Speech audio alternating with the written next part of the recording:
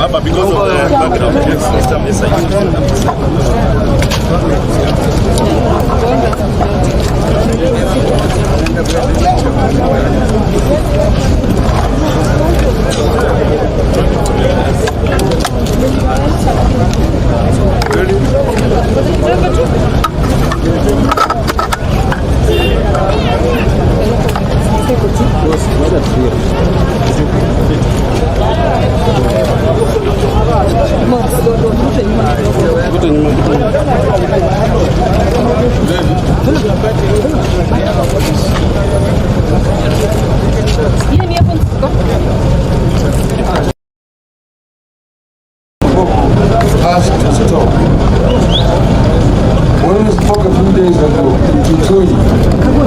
demolitions and evictions that were beginning in Moko.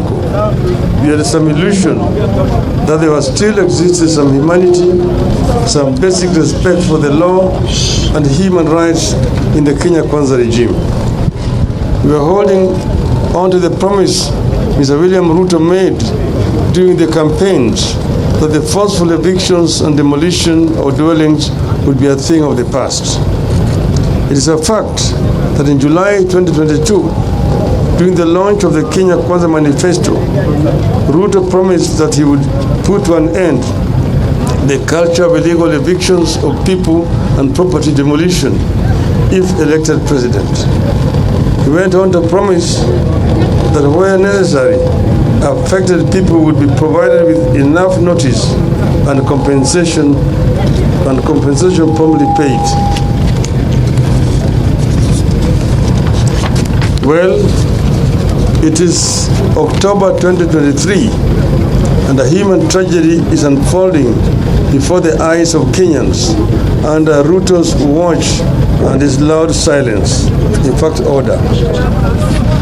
What has gone on here in Moko these past few days is not just inhumane, it is also ungodly. What is going on here is forced eviction, the exact crime Ruto promised to bring to an end in July last year.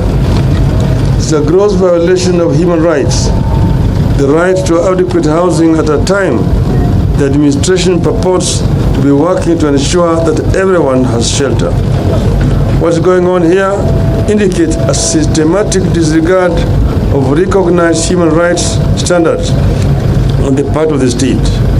The affected families, some among the poorest of the poor, and their upcoming middle class, have not only witnessed lifelong savings demolished and crushed to ashes, they have been left to fend for themselves on the streets without basic shelter.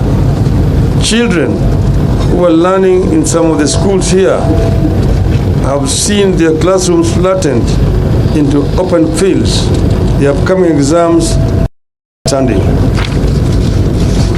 A regime whose top leadership never missed an opportunity to show that they are deputies of Christ is presiding over the demolition of houses of worship. The evictions have taken place just as the rains are beginning to set in. They are taking place in bad weather without any compensation, alternative accommodation, or access to safe and secure food, safe drinking water and sanitation and medical services. The evictions have been accompanied by the excessive use of force by the police and local authorities. They have been intended to inflict inhuman pain and damage, and you can see my back. There are reports of injuries and theft of property belonging to the people whose suffering and loss is already too grim. There was definitely no or inadequate prior eviction notice. Kenyans in 2009 evictions and resettlement guidelines require notice to be written or published in the official government gazette 90 days ahead of time. Yet, within minutes of a court ruling, people have lost their homes and their livelihoods. People have been left homeless and destitute, without means of earning a livelihood and with no effective access to legal or other remedies. Nobody gave these people a chance to pursue further legal redress. Someone who seemed to have known how the court was going to rule stood ready to swing into action and inflict maximum pain on residents immediately the ruling was made. Above all, this destruction of life, lifelong savings of people has come at a time that Kenyans are struggling with extremely high taxes, high cost of living, and a collapsing Kenya shilling. Without compensation, those who have lost homes will certainly never be able to rebuild. People have suffered here because of failure of the states to control speculation in land, housing, and property. One thing that's being used against the opposition to the demolitions is that East African Portland Cement owns the land and the titles were fraudulent. We therefore demand investigations and accountability of everyone, private and public, involved in this. But secondly, know that Portland is majority owned by the government. The demolitions, were they necessary? These victims are Kenyans. Was there another solution? Government has always settled people everywhere. We even have a settlement fund to get people land.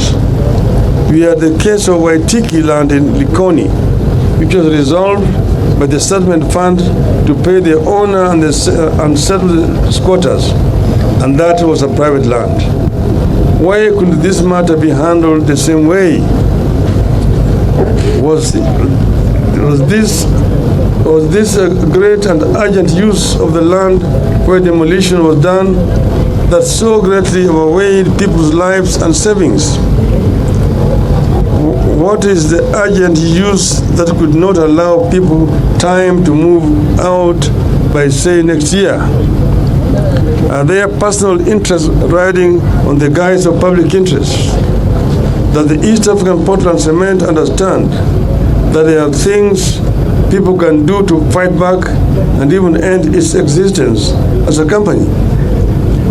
We are talking about people who most likely use the company's cement to construct houses only for those same houses to be destroyed in the name of the same company. As a party, we, as AZIMI, we can't let this continue to go on unchallenged. We are determined to ensure that cruel crime is answered for. Somebody will have to take the responsibility for this bestiality. The Kenya Kwanza administration must immediately halt any further demolitions. We must share with the victims and the country the immediate plans to pay compensation for the property that has been unlawfully destroyed and to find alternative settlement for the victims. This brutality will not go unchallenged. This brutality will have to be answered for and accounted for.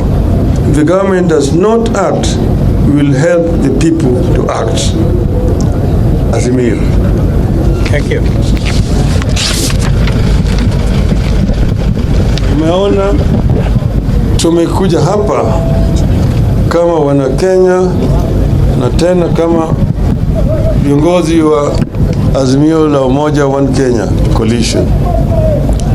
Tumeona kwa runinga yale ambayo yalikuwa yanafanyika hapa. Wengine wetu wakiongozwa na kiongozi wetu hapa Mheshimiwa Kalonzo Musyoka walikuja hapa wakati mambo ilianza hapa.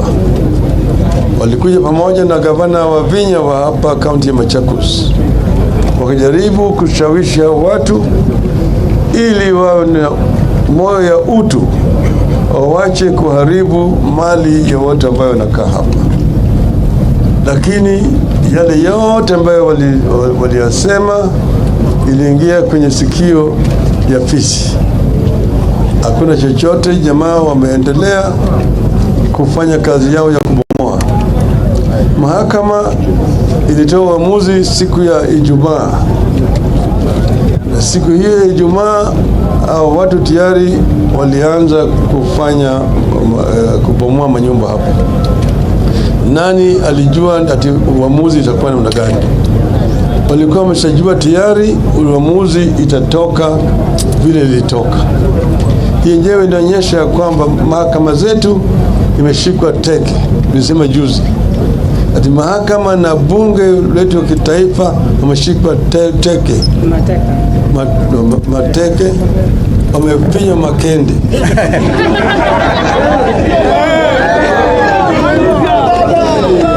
Sasa tuko na bunge hanithi, haina chochote.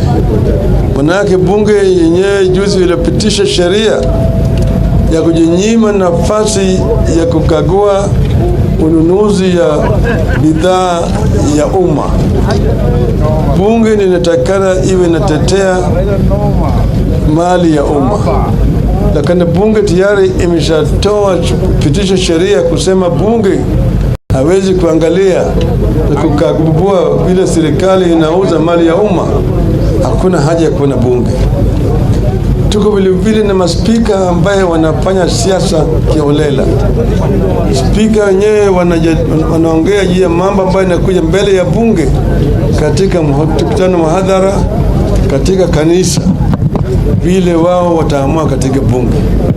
Kwa hivyo hao maspika yote wawili wa Senate na National Assembly ni wale watu ambaye hawafai wawe kama maspika. Wao ni aibu kubwa kwa taifa la Kenya. Na vile siku hizi mambo inatoka kule Ikulu, tunasema ipitishe bila ilivyo, na wabunge hawapewi nafasi ya kuongea vizuri juu ya yale masuala yanayokuja kwa bunge. Kwa hivyo sasa Wakenya hawana kinga. Pande hii bunge mateka, pande ingine mahakama mateka. Sasa tuko na pahali ambaye natembea peke yake. Hakuna mtu anaweza kuzuia wao kufanya chochote. Ametangaza siku ya Ijumaa na kazi imeanza sasa. Umeona askari wake wako hapa. Umeona vile wamekaa kule kama ile mbwa ya ati wanafanya kazi.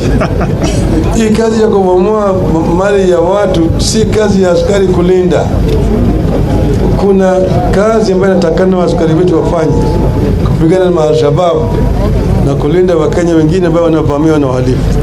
Lakini sasa hawa askari wamekuja hapa kutetea uhalifu. Yale ambayo yanafanyika hapa ni uhalifu, ni unyama, ni aibu katika taifa letu la Kenya. Tunalaani vikali kama wanazimio. Asanteni sana.